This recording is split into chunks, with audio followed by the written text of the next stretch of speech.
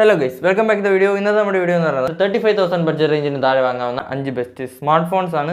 അപ്പോൾ ഞാൻ നേരത്തെ ചെയ്യുന്ന വീഡിയോയുടെ താഴേക്ക് കുറച്ച് പേര് കമന്റ് ചെയ്തിരുന്നു 35,000 റുപ്പീസിന് ഇതിൽ വീഡിയോ ചെയ്യാൻ പോകുന്നു. സോ സമയങ്ങളെ നമുക്ക് നേരെ വീഡിയോയിലോട്ട് പോകാൻ. അതിന് മുമ്പ് ഇതുപോലത്തെ ടെക് വീഡിയോസിനാണ് ചാനൽ മറക്കാതെ സബ്സ്ക്രൈബ് ചെയ്ത് വെക്കുക, സൈഡിൽ ബെല്ലൈക്കണൊക്കെ പ്രസ് ചെയ്ത് ഓളിലൊക്കെ ആക്കിയിടുക. അപ്പോൾ നമുക്ക് നേരെ നമ്മുടെ ലിസ്റ്റിലെ അഞ്ചാമത്തെ സ്മാർട്ട് ഫോൺ എന്ന് പറയുന്നത് സാംസങ്ങിൻ്റെതാണ്. Samsung Galaxy S23 FE fans edition. ഒരു 35K ബഡ്ജറ്റ് റേഞ്ചിൽ പരിഗണിക്കാവുന്ന ഒരു സ്മാർട്ട് ഫോണാണ്. അപ്പോൾ നമുക്ക് പെട്ടെന്ന് തന്നെ ഇതിൻ്റെ സ്പെസിഫിക്കേഷൻസിലേക്ക് പോകാം. അപ്പോൾ ഡിസ്പ്ലേക്ക് വരുമ്പോൾ 6.4 ഇഞ്ചസിൻ്റെ full HD plus dynamic AMOLED display ആണ് വരുന്നത്. 120 Hz റിഫ്രഷ് റേറ്റ് ആണ്. ഇവിടെ കൊടുത്തിരിക്കുന്ന പ്രോസസർ എന്ന് പറയുന്നത് നമ്മുടെ സാംസങ്ങിൻ്റെ Exynos 2200 എന്ന് പറയുന്ന പ്രോസസറാണ്. അത്യാവശ്യം ഈ ഒരു പ്രൈസ് റേഞ്ചിൽ കുഴപ്പമില്ലാത്തൊരു പ്രോസറാണ്.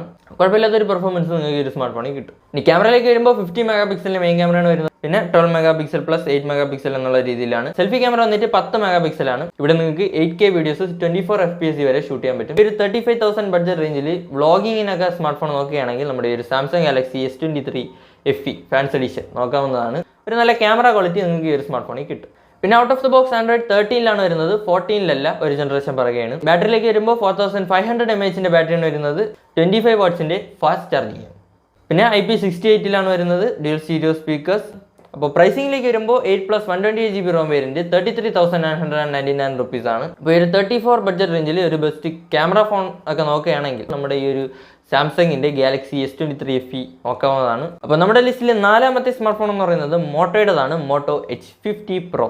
ഒരു ബെസ്റ്റ് ഓൾറൗണ്ടർ സ്മാർട്ട് ഫോൺ നോക്കുകയാണെങ്കിൽ നമ്മുടെ ഈ ഒരു മോട്ടോ H50 Pro പരിഗണിക്കാവുന്ന ഒന്നാണ്.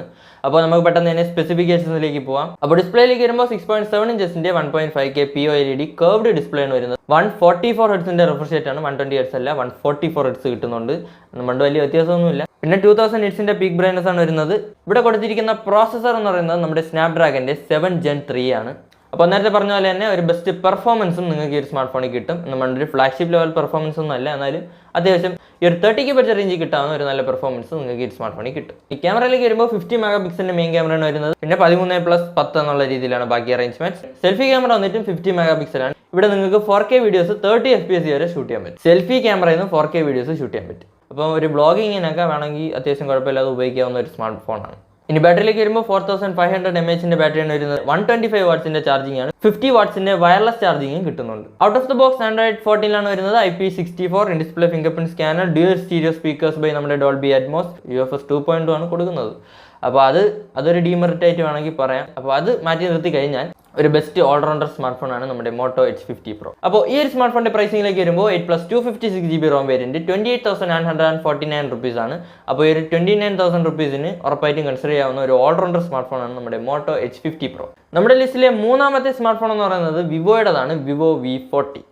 ഇപ്പോൾ ഇറങ്ങിയ നമ്മുടെ വിവോ V40. വിവോ V30 നോക്കാവുന്നതാണ്. പക്ഷേ റീസെന്റ് ഇറങ്ങിയ ഒരു പുതിയ സ്മാർട്ട് ഫോൺ, അപ്പോൾ ലേറ്റസ്റ്റ് സ്മാർട്ട് ഫോൺ വേണമെന്നുണ്ടെങ്കിൽ നമ്മുടെ വിവോ V40 നോക്കാവുന്നതാണ്. അപ്പോൾ ഡിസ്പ്ലേയിലേക്ക് വരുമ്പോൾ 6.78 ഇഞ്ചസിന്റെ 1.5K അൾട്രാ AMOLED ഡിസ്പ്ലേ ആണ് വരുന്നത്.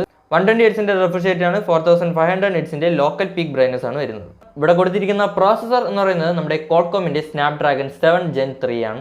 അപ്പോൾ ഈ ഒരു പ്രൈസ് റേഞ്ചിൽ ഒരു നല്ല പെർഫോമൻസും നിങ്ങൾക്ക് ഈ സ്മാർട്ട് ഫോണിൽ കിട്ടും. ക്യാമറയിലേക്ക് വരുമ്പോൾ 50 മെഗാ പിക്സലിന്റെ OIS സപ്പോർട്ടുള്ള മെയിൻ ക്യാമറയാണ് കൊടുത്തിരിക്കുന്നത്. പിന്നെ 50 മെഗാ പിക്സലിന്റെ തന്നെ ഒരു അൾട്രാ വൈഡും 50 മെഗാ പിക്സലിന്റെ തന്നെ സെൽഫി ക്യാമറയാണ് വരുന്നത്. ഇവിടെ നിങ്ങൾക്ക് 4K വീഡിയോസ് 30 FPS വരെ ഷൂട്ട് ചെയ്യാൻ പറ്റും. സോ ഒരു ബെസ്റ്റ് വീഡിയോ ക്വാളിറ്റി നിങ്ങൾക്ക് ഈ സ്മാർട്ട് ഫോണിൽ കിട്ടും. ബാറ്ററിയിലേക്ക് വരുമ്പോൾ 5500 mAh ബാറ്ററിയാണ് വരുന്നത്. 80 വാട്ട്സിന്റെ ഫാസ്റ്റ് ചാർജിങ് ആണ്.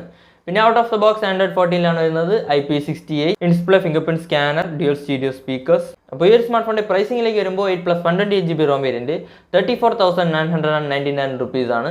അപ്പോൾ ഒരു 35K ബഡ്ജറ്റ് റേഞ്ചിൽ പരിഗണിക്കാവുന്ന ഒരു ബെസ്റ്റ് ക്യാമറ സ്മാർട്ട് ഫോണും കൂടിയാണ് നമ്മുടെ വിവോ V40. അപ്പോൾ നമ്മുടെ ലിസ്റ്റിലെ രണ്ടാമത്തെ സ്മാർട്ട് ഫോൺ എന്ന് പറയുന്നത് ഒരു ബെസ്റ്റ് ഓൾറൗണ്ടർ സ്മാർട്ട് ഫോൺ, ഒരു ലേറ്റസ്റ്റ് സ്മാർട്ട് ഫോൺ ആണ്. ഒരു മെറ്റൽ ബിൽറ്റിലുള്ള സ്മാർട്ട് ഫോൺ ആണ്. നമ്മുടെ OnePlusന്റെ സ്മാർട്ട് ഫോൺ ആണ്. അപ്പോൾ എല്ലാവർക്കും മനസ്സിലായി കാണും. ഫോൺ എന്ന് പറയുന്നത് നമ്മുടെ OnePlusന്റെ ഇപ്പോൾ ഇറങ്ങിയ Nord 4. അപ്പോൾ ഈ ഒരു 30K ബഡ്ജറ്റ് റേഞ്ചിൽ ഉറപ്പായിട്ടും കൺസിഡർ ചെയ്യാവുന്ന ഒരു ബെസ്റ്റ് ഓൾറൗണ്ടർ സ്മാർട്ട് ഫോൺ ആണ് നമ്മുടെ OnePlusന്റെ Nord 4. അപ്പോൾ പെട്ടെന്ന് തന്നെ സ്പെസിഫിക്കേഷൻസിലേക്ക് പോകാം. ഡിസ്പ്ലേയിലേക്ക് വരുമ്പോൾ 6.74 ഇഞ്ചസിന്റെ 1.5K AMOLED ഡിസ്പ്ലേ ആണ് വരുന്നത്. 120 ഹെർട്സിന്റെ ഡൈനാമിക് റിഫ്രഷ് റേറ്റ് ആണ് വരുന്നത്. 1100 നിറ്റ്സിന്റെ ബ്രൈറ്റ്നസ് ആണ്. HDR10+. ഇവിടെ കൊടുത്തിരിക്കുന്ന പ്രോസസർ എന്ന് പറയുന്നത് നമ്മുടെ സ്നാപ്ഡ്രാഗന്റെ 7 Gen 3 ആണ്. അപ്പോൾ നേരത്തെ പറഞ്ഞ പോലെ തന്നെ ഈ ഒരു 30K ബഡ്ജറ്റ് റേഞ്ചിൽ കിട്ടാവുന്ന ഒരു ബെസ്റ്റ് പെർഫോമൻസ് ഒക്കെ നിങ്ങൾക്ക് ഈ ഒരു സ്മാർട്ട് ഫോണിൽ കിട്ടും. ഇനി ക്യാമറയിലേക്ക് വരുമ്പോൾ 50 മെഗാ പിക്സലിന്റെ OIS സപ്പോർട്ടുള്ള മെയിൻ ക്യാമറയാണ് കൊടുത്തിരിക്കുന്നത്. 8 മെഗാ പിക്സലിന്റെ ഒരു അൾട്രാ വൈഡും 16 മെഗാ പിക്സലിന്റെ സെൽഫി ക്യാമറയാണ്. ഇവിടെ നിങ്ങൾക്ക് 4K വീഡിയോസ് 60 FPS വരെ ഷൂട്ട് ചെയ്യാൻ പറ്റും. ഇനി ബാറ്ററിയിലേക്ക് വരുമ്പോൾ 5000 mAh ബാറ്ററിയാണ് വരുന്നത്. 100 വാട്ട്സിന്റെ ഫാസ്റ്റ് ചാർജിങ് ആണ്.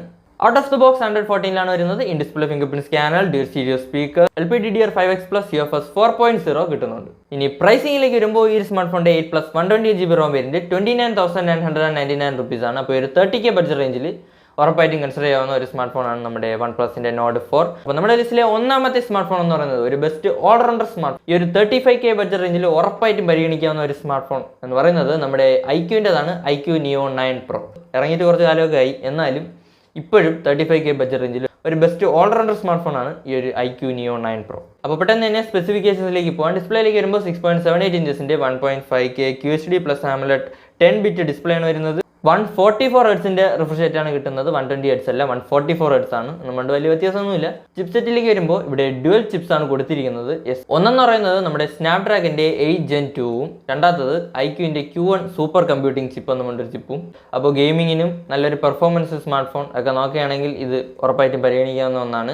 അപ്പോൾ ഇനി അടുത്ത് ക്യാമറയിലേക്ക് വരുമ്പോൾ 50 മെഗാ പിക്സലിന്റെ മെയിൻ ക്യാമറയാണ് കൊടുത്തിരിക്കുന്നത്, നമ്മുടെ സോണിയുടെ IMX920. പിന്നെ 8 മെഗാ പിക്സലിന്റെ ഒരു അൾട്രാ വൈഡും 16 മെഗാ പിക്സലിന്റെ സെൽഫി ക്യാമറയാണ് വരുന്നത്. ഇവിടെ നിങ്ങൾക്ക് 8K വീഡിയോസ് വരെ ഷൂട്ട് ചെയ്യാൻ പറ്റും. അപ്പോൾ ഒരു ബെസ്റ്റ് വീഡിയോ ക്വാളിറ്റിയും നിങ്ങൾക്ക് ഒരു സ്മാർട്ട് ഫോണിൽ കിട്ടും. അപ്പോൾ വ്ളോഗിങ്ങിനൊക്കെ വേണമെങ്കിൽ ഈ ഒരു സ്മാർട്ട് ഫോണും പരിഗണിക്കാവുന്ന ഒന്നാണ്. ഇനി ബാറ്ററിയിലേക്ക് വരുമ്പോൾ 5160 mAh ബാറ്ററിയാണ് വരുന്നത്. 120 വാട്ട്സിന്റെ ഫാസ്റ്റ് ചാർജിങ് ആണ്.